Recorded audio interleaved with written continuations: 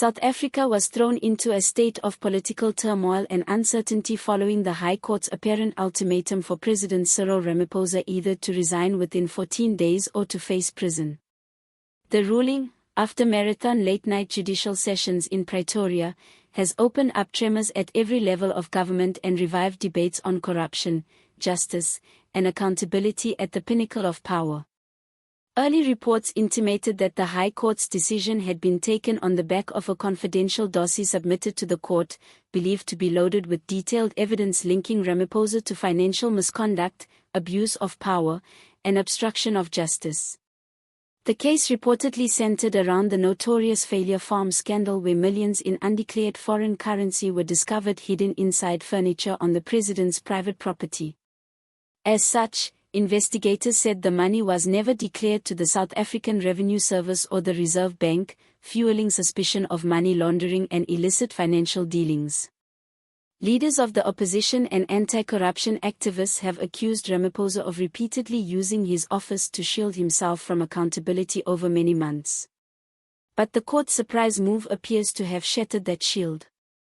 The ruling allegedly says that the office of the presidency cannot be a haven for criminality and requires Ramaphosa's immediate cooperation with ongoing investigations.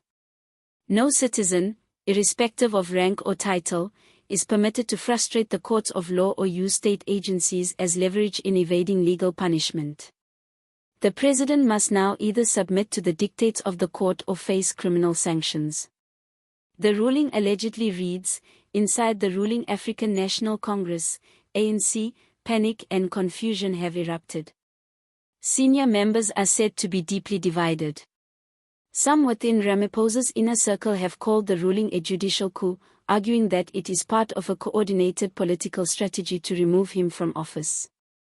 Others, however, believe the time has come for Ramaphosa to step aside and allow the party to rebuild its credibility before the 2026 national elections. A source close to Latuli House described the atmosphere as tense and chaotic, with emergency meetings reportedly being held to discuss succession plans. Deputy President Paul Mashatle's name has surfaced as a possible interim replacement, but even that transition is expected to trigger fierce internal power struggles. Outside the ANC, opposition leaders are calling the High Court's ultimatum a historic victory for democracy.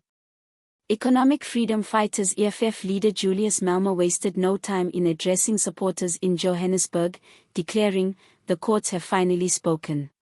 Sir Ramaphosa must go. The people have suffered long enough under a man who claims to fight corruption while living in it." Democratic Alliance D8 leader John Steenhuisen echoed similar sentiments, calling on Ramaphosa to resign immediately to protect South Africa's global reputation. If the president refuses to obey the law, what message does that send to every citizen? This is a test of integrity, and so far the ANC is failing it. He said across social media, South Africans are divided yet electrified. Hashtags like #StepDownRamaphosa, #Justice for South Africa and #High Court Ultimatum began trending within hours of the announcement. Some citizens have praised the judiciary for taking a firm stand against corruption, while others worried that the ruling could plunge the nation into political chaos.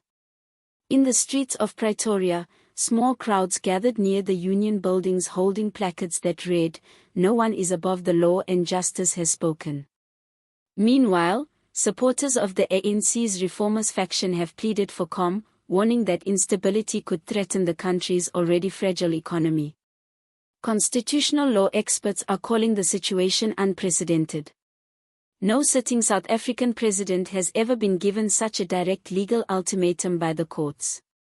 According to Professor Dlamini of Wits University, if Ramaphosa defies the order, it could trigger a constitutional crisis unlike anything we've seen since the fall of apartheid. The judiciary and executive would effectively be at war.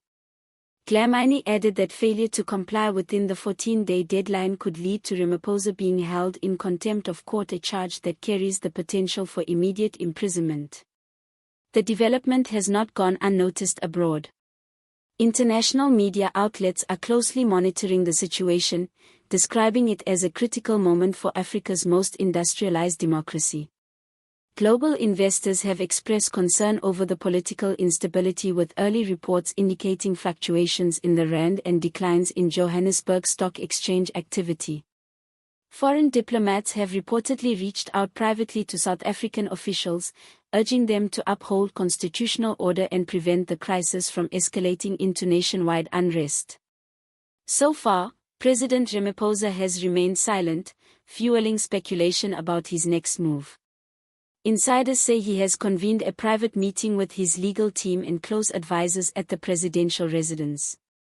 Some sources suggest he is considering appealing the ruling to the Constitutional Court, while others claim he might step down temporarily to avoid imprisonment while clearing his name. However, one senior ANC official reportedly told local media, "Cyril is cornered this time. There's nowhere to hide. The truth is the system he built to protect himself is now collapsing around him." With only 14 days left on the countdown, South Africa stands at a crossroads. The nation's faith in its democratic institutions is being tested, and the world is watching closely to see whether the president will respect the court's ruling or challenge it in defiance. Whispers of mass protests, ANC infighting, and potential resignations are already spreading. Many fear that if Ramaphosa refuses to step down, the confrontation between the executive and judiciary could spiral into a national constitutional crisis, one that could alter the country's political landscape for decades to come. For now, the message from the High Court is clear and uncompromising. Step down or face jail. And as South Africans wait anxiously, the question remains, will President Cyril Ramaphosa obey the law, or will this mark the final downfall of a leader once held as the symbol of hope and renewal?